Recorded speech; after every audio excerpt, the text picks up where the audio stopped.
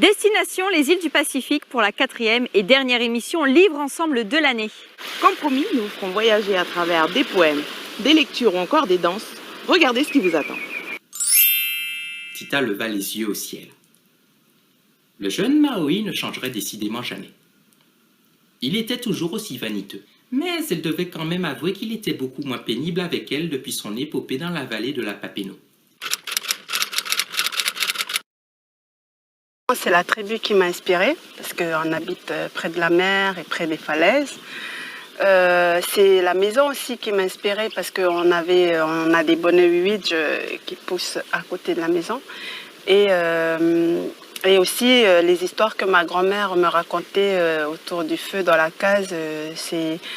D'ailleurs, elle m'a raconté la version d'origine. Et moi, j'ai proposé une nouvelle version un peu plus moderne, on va dire. Je suis passionnée de lecture. Je mets en lien des livres que j'apprécie sur ma chaîne YouTube La Croisée des livres. Aujourd'hui, je vais vous parler d'aventure au travers de 2 auteurs, dont un, Mike Horn, est déjà venu en Nouvelle-Calédonie. Vous allez transpirer. Ça vous donne l'eau à la bouche, n'est-ce pas? Alors sans plus attendre, découvrez la première rubrique de l'émission sur le thème du Pacifique, l'apostrophe. Des poèmes écrits par des enfants du Caillou. Noémie, Maë ou encore Giovanni, c'est à vous.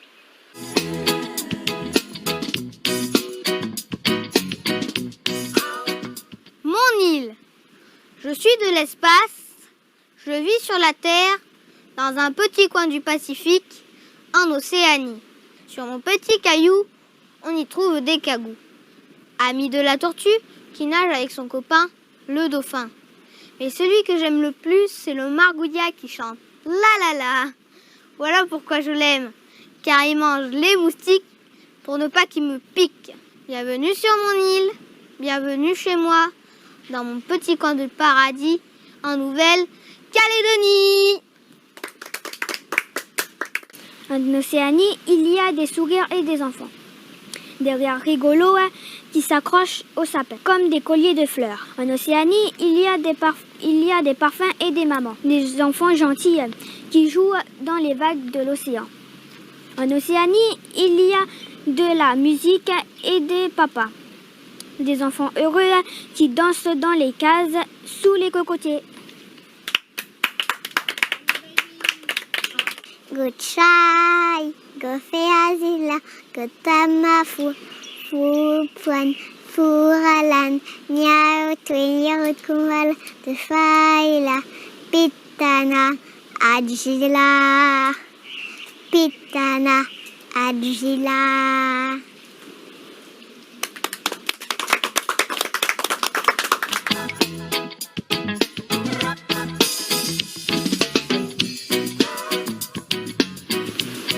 Labo est illustrateur. Il a dessiné les dessins de Tita, la petite tahitienne, un livre sorti lorsqu'il avait 21 ans aux éditions des Mers Australes, en collaboration avec l'auteur Ophélie Martin. 3 ans après, il a publié un autre livre, Tita et le voleur de couleurs. Il vous propose une lecture, Embarqué pour Tahiti.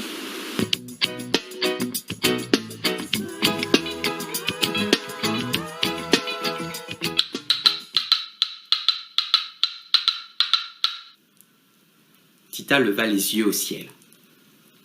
Le jeune Maui ne changerait décidément jamais. Il était toujours aussi vaniteux. Mais elle devait quand même avouer qu'il était beaucoup moins pénible avec elle depuis son épopée dans la vallée de la Papineau. Elle voyait parfois dans son regard une sorte de respect qui la troublait. Mais dès qu'elle parlait de son apprentissage de guérisseuse avec sa grand-mère Helani, ce respect se teinta alors de crainte et surtout d'incompréhension. Ça n'est pas de la magie, Temoé, essaya-t-elle d'expliquer pour la énième fois. Appelle ça comme tu voudras, mais les mixtures de Mama Luau ne m'ont jamais inspiré confiance, hein. Et encore moins maintenant que tu y mets aussi tes 2 mains gauches. Et sur cette nouvelle boutade, Tita sauta sur ses pieds, se campa devant son ami toujours allongé, et le poussa de toutes ses forces pour l'envoyer rouler jusqu'en bas de la colline. C'était un de leurs jeux préférés, mais malheureusement pour Temoé, Tita ne jouait pas avec lui. Un cri de surprise s'échappa de sa bouche alors qu'il roulait à vive allure dans l'herbe humide de rosée. « À tout à l'heure !» entendit-il au loin. La voix de Tita n'était déjà plus qu'un écho. Elle crut entendre un « Si je t'attrape !» Mais elle n'en était pas certaine. De toute façon, Temue ne parvenait jamais à l'attraper. Elle courait bien trop vite. Et c'est d'ailleurs en courant qu'elle alla enfin chercher les Haya. La récolte fut bonne? Excellente. Mais un peu moins après que j'en ai mangé la moitié. Ta logique ne cesse de m'impressionner, Titan. Répondit ironiquement Helani en récupérant ce qui restait des Haya. Mais ne suis-je pas ta meilleure élève? La meilleure. La seule aussi. C'est peut-être pour ça.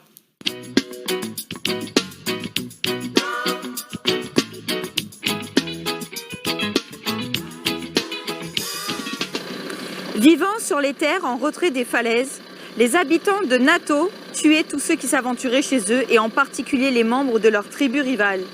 Impitoyables, ils avaient accaparé toutes les terres, ne laissant aucun espace cultivable à leurs voisins ennemis. Voici un extrait du livre Kirinata Edoka, écrit par Isaruala et illustré par Nico, comme on l'appelle, un livre des éditions De Bas en Haut. De quoi ça parle? Avec Anissa, on a décidé de la soumettre au feu croisé de nos questions.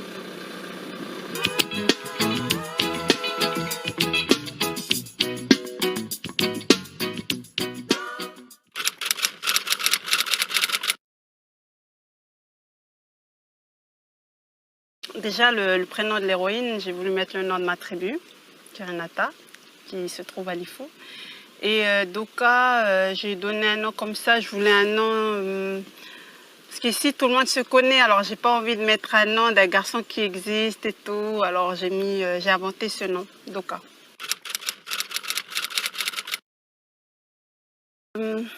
Non, parce que dedans, en fait, il y a deux tribus, la tribu de la terre et la tribu de la mer, qui sont ennemis depuis la nuit des temps et ils savent même pas pourquoi ils savent plus pourquoi ils sont ennemis.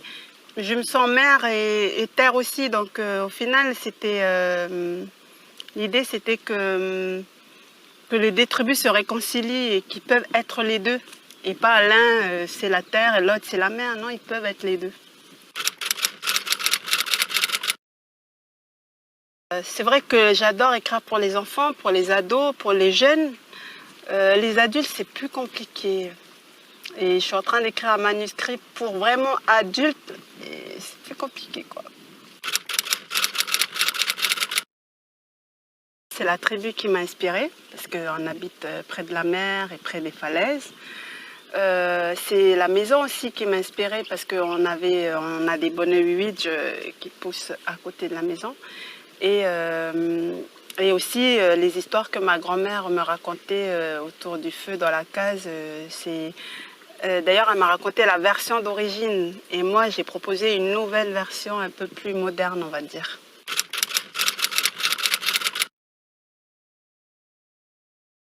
C'est ça, c'est une plante qui m'intrigue.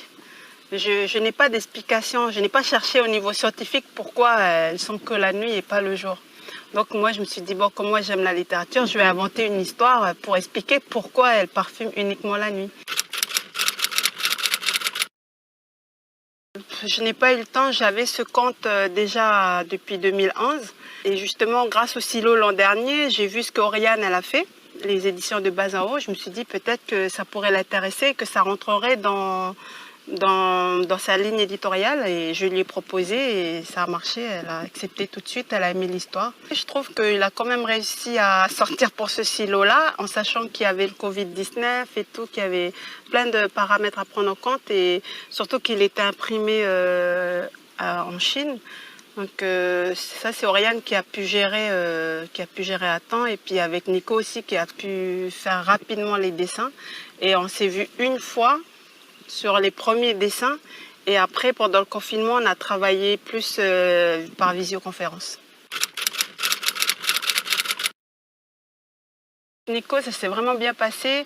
En tout cas, quand Oriane elle a proposé Nico, je me suis dit ben ça serait intéressant, j'aime bien ce qu'il fait, et puis ça serait intéressant pour moi de voir ce que ça va donner, parce que ça va forcément sortir de son cadre naturel, enfin de ce qu'il a l'habitude de faire. Et moi aussi, c'est une première pour moi, parce que je vais voir des images sur mon texte et c'est peut-être pas forcément mon imaginaire et tout, donc c'était un défi pour nous tous. Il y a un message de paix, de réconciliation et c'est ça que je trouve vraiment important dans ce conte-là. Et que les lecteurs ont tendance à oublier qu'il y a quand même cette fin-là. C'est vrai que l'histoire d'amour, elle n'y est plus, mais ils ont laissé quelque chose.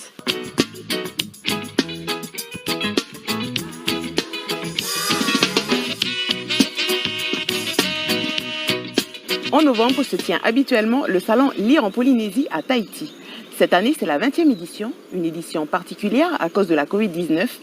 Le salon sera entièrement numérique et connecté. En plus de ça, c'est aussi les 30 ans des éditions Au Vent des Îles. J'ai voulu m'entretenir avec Christian Robert, qui est le responsable de la maison d'édition Au Vent des Îles, mais aussi du salon Lire en Polynésie. On regarde.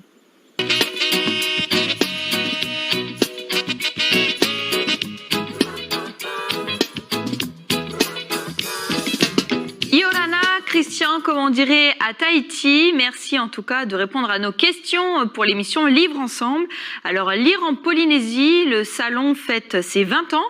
Pour ceux qui ne vivent pas à Tahiti ou encore qui n'y sont jamais allés, comment vous pourriez décrire cet événement littéraire ? C'est un salon qui est associatif, créé par donc l'association des éditeurs de Tahiti, qui regroupe 9 éditeurs. Et après, on fait comme tous les salons, c'est-à-dire qu'on essaye de produire des animations qui intéressent le public, que évidemment on met en avant les nouveautés de toutes les maisons d'édition, qu'on a des invités, habituellement de nombreux invités de la Nouvelle-Calédonie. Cette année, il n'y en aura pas, pour des raisons que l'on connaît, qui s'appellent le Covid. Il y a du reste une information qui vient de tomber, puisque avec le Covid et la forte progression des cas en Polynésie, le salon n'aura pas lieu en présentiel, mais uniquement en numérique. Mais on espère tenir un beau salon quand même. Tout sera effectivement sur Facebook, puisqu'on évite les contacts. En général, on a un thème. En l'occurrence, celui de cette année pour Lire en Polynésie, c'était les 20 ans du salon, puisque c'est la 20e fois qu'on fait ce salon. À chaque salon, vous présentez un spectacle qui allie danse tahitienne, théâtre, art, littérature. Pinainei, qui est juste sublime parce qu'on a eu la chance avec Anissa de pouvoir assister à ce spectacle. En quoi c'est important de s'ouvrir aux autres formes d'expression ? Est-ce qu'on va faire le spectacle ? Je ne sais pas. Il devait avoir une première représentation en fin de mois, mais je pense qu'ils ne pourront pas la faire non plus. Donc tout naturellement, lorsque le groupe Littéra Maui et en particulier Moanaura nous ont proposé de mettre un plus autour de ces textes, c'est-à-dire, comme tu l'as dit tout à l'heure, y associer une représentation théâtrale, musicale, dansée. Nous, on a dit oui tout de suite, et il y a eu un succès instantané. Le premier, les gens hésitaient un petit peu, et depuis, la problématique, c'est de trouver des places. Alors, Lire en Polynésie fête ses 20 ans, mais l'édition Au Vent des Îles fête ses 30 ans cette année. Christian, qu'est-ce que ça représente pour vous ? 2020, c'était les 10 ans du spectacle Pinainei.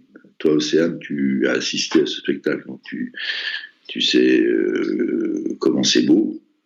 Donc c'était la célébration des 10 ans. C'était 2020 également la célébration des 20 ans de Littéra Maui, qui est un des membres de l'association, qui est donc cette revue littéraire. Et c'était également les 30 ans d'Au Vent des Îles. Mais voilà, ces 3 anniversaires, ils vont se tenir en numérique. Des éditions, Christian, qui dépassent les frontières de Tahiti et qui permettent aux livres de tout le Pacifique d'être lus dans le monde entier. C'est aussi votre objectif ?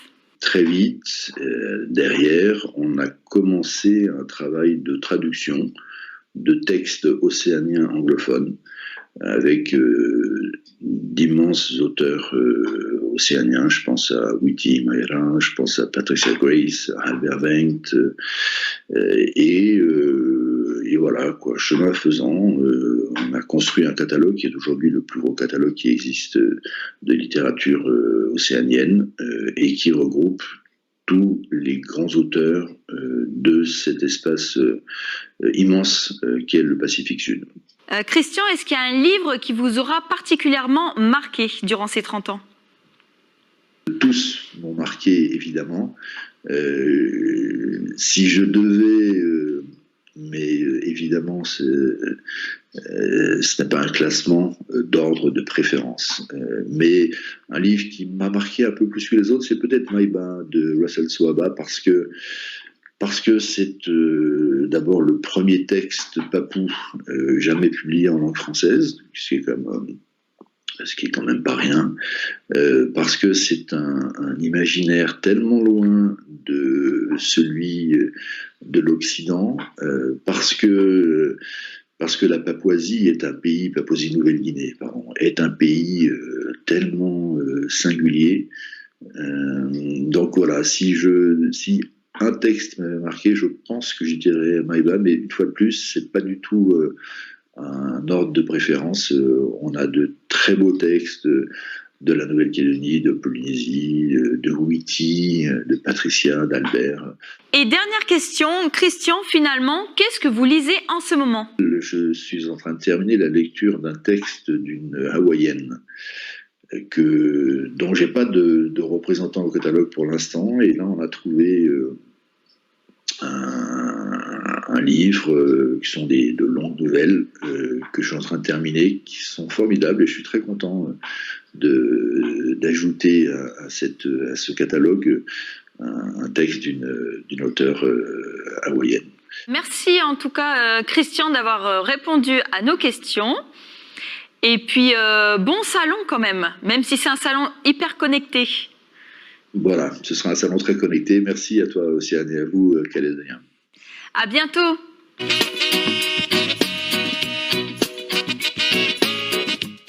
Bonjour, je m'appelle Jean-Victor et je suis passionné de lecture. Je mets en lien des livres que j'apprécie sur ma chaîne YouTube La Croisée des Livres. Aujourd'hui, je vais vous parler d'aventure au travers de deux auteurs. Mike Horn, explorateur et aventurier du XXIe siècle, a réalisé de nombreux exploits dont certains ont été retranscrits au travers de ses romans. Parmi eux, Vouloir toucher les étoiles, Aventurier de l'extrême, Libre, L'Antarctique, le rêve d'une vie, et deux dont je vais vous parler, Latitude Zéro et Objectif Pôle Nord de nuit. Le deuxième roman de Mike Horn, Objectif Pôle Nord de nuit, est très captivant par le milieu hostile dans lequel se déroule la banquise. Le paysage est toujours le même, mais le récit est dynamique et plein d'action.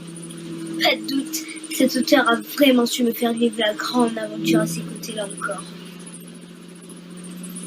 Tu vois, c'est ça que je trouve dingue avec les livres. Même quand c'est fictif, tu te prends au jeu, tu as peur avec eux, tu trembles et tu espères. Et puis quand c'est fini, tu fermes le livre et tu vas prendre un petit goûter.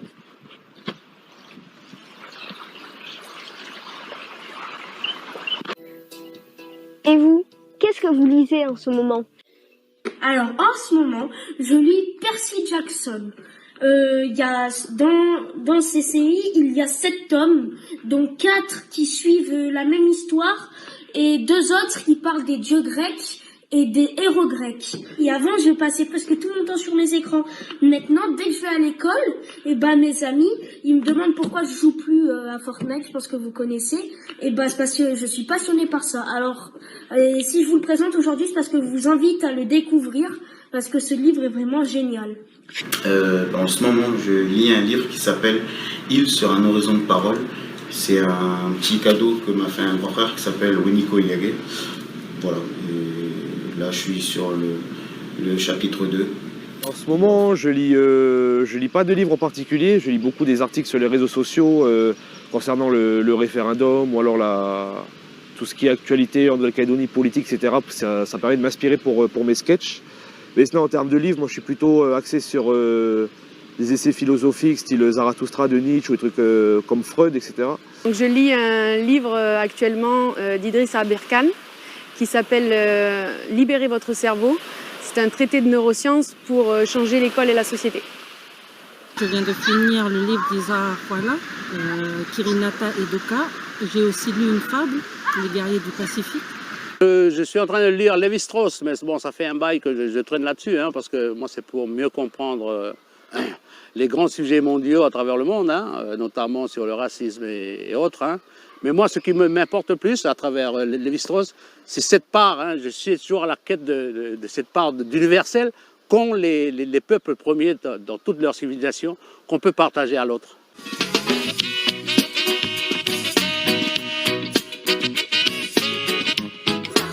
Nous avons pris conscience de notre erreur et continuer ainsi nous entraîne droit dans le mur. L'effondrement du monde tel que nous le connaissons a bel et bien commencé. Nous avons décidé de prendre les devants de notre responsabilité en posant des actes directs. Nous déclarons l'état d'urgence humaine et écologique, fini les vagues promesses, les faux espoirs, entrant concrètement dans la transition afin de créer un nouveau modèle sociétal. Notre objectif commun désormais est d'exprimer pleinement notre humanité. Ceci est un extrait du tome 2 de la saga Big Bang, écrite et imaginée par Sari Weddin. Vous en avez certainement entendu parler. Le tome 1 est paru en 2017. Auteur engagé pour repenser la Calédonie de demain, vous découvrirez ce personnage atypique dans la tête de Sari Weddin. Et c'est tout de suite.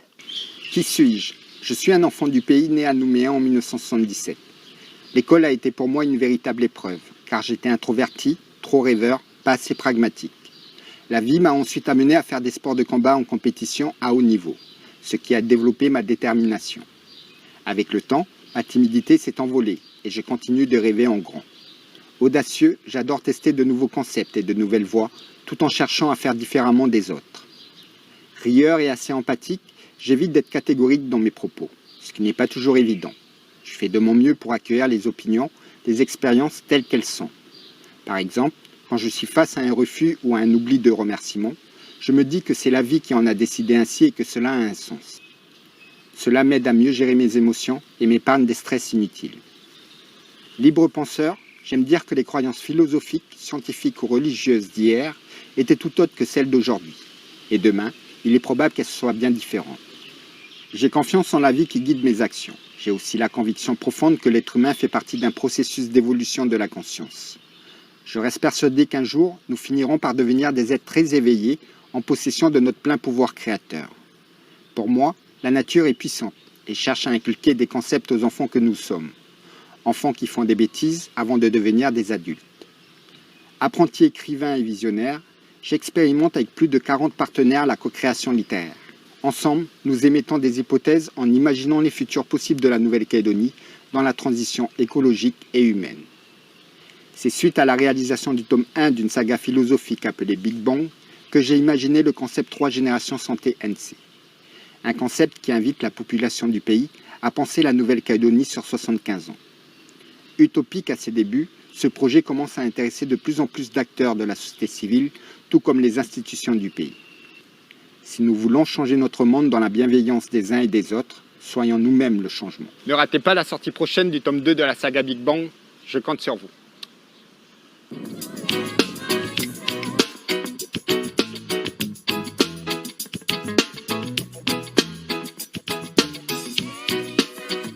Après le personnage de Sari Weddin, voici maintenant un personnage que vous avez appris à connaître, Cathy Manet, qui vous présente les dernières sorties littéraires du Pacifique. À toi, Cathy. Les nouveautés en littérature du Pacifique, elles sont nombreuses et de qualité. Alors, pour les fans de Teiroa, je vous présente Aventurier dans l'âme. Alors, on va tout savoir ce Teiroa. Pour ceux qui ne le reconnaîtraient pas, c'est le héros de Koh-Lanta, qui est également un fameux cuisinier. Tout à fait un autre genre, Sia Figel, qui est une auteure de Samoa, très connue. C'est une vraie personnalité, c'est une femme très grande, très imposante et qui a une écriture tout à fait particulière où elle va parler de tabous, notamment de sexualité. Ce qui n'est pas toujours facile dans les milieux océaniens, mais c'est un véritable hymne à l'amour en fait.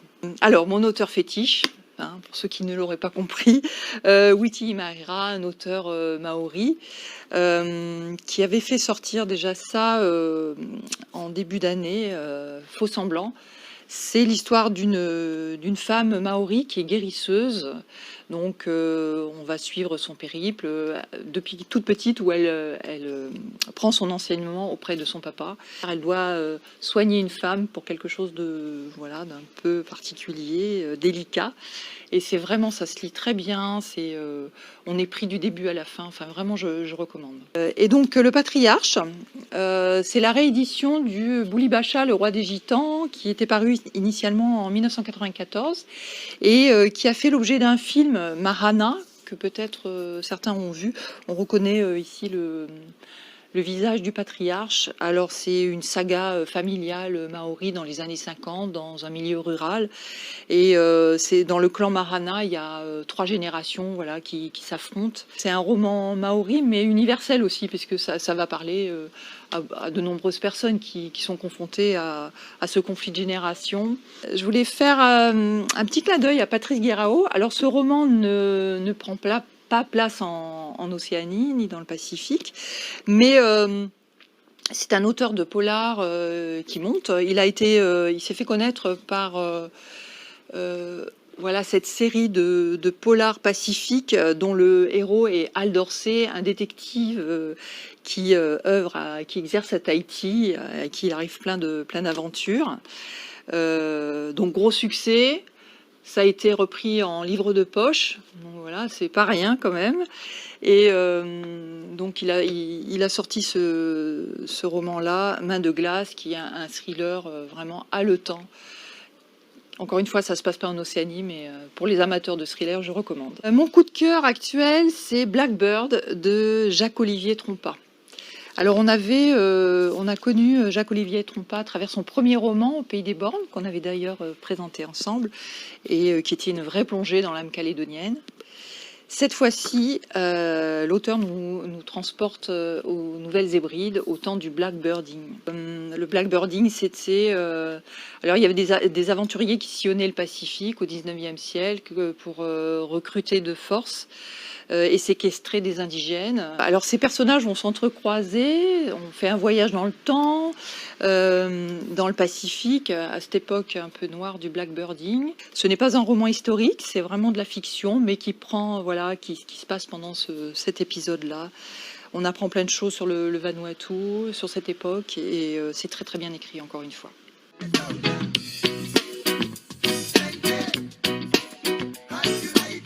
Et on continue de vous faire voyager pour cette fin d'émission avec le spectacle Pinainei, un spectacle magnifique qui allie la littérature, le théâtre et la danse et qui a lieu chaque année à Tahiti pour le salon Lire en Polynésie.